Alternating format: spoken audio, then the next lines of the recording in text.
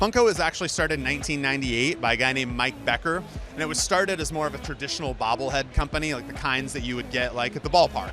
He then sold the company in the early 2000s to Brian Mariotti, our current CEO, and then Brian took it and kind of started to push it more into what you now know as Funko, which is more vinyl collectibles from all types of pop culture.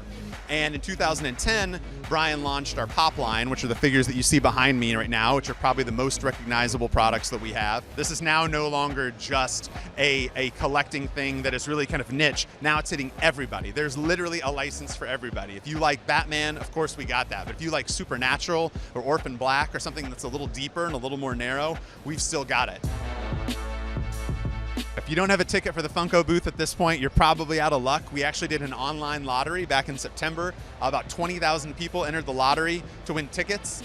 We can only get through about 1,000-ish per day. So basically at this point, people already have their tickets. They're showing up at their appointed times and buying the exclusives. As to the exclusives that we have that are really popular, the Golden Girls are already, today it's about 1 o'clock on Thursday, and they're already sold out for the day. So the Golden Girls, definitely, for whatever reason, a lot of interest there. They were on Good Morning America this morning. Fred Savage was holding it on like Live with Kelly the other day. I mean, something about that set is really resonating with people, which is awesome to see.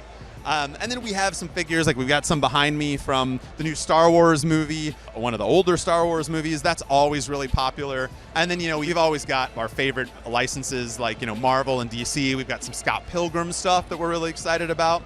So we got a wide variety of exclusives, even just at this show.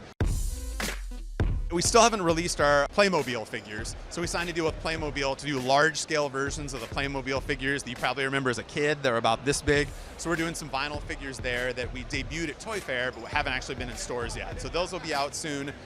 We just came out with a new line called Pint-Sized Heroes, where they're about this big, but you buy them in a blind package at the store for just a couple of bucks, but they're super cute. They're really collectible. And then our subscription boxes, honestly, that's where we can do some more weird stuff. That's where we can, throw in a scarf and see what people think about that. Or we can do action figures for people like DC.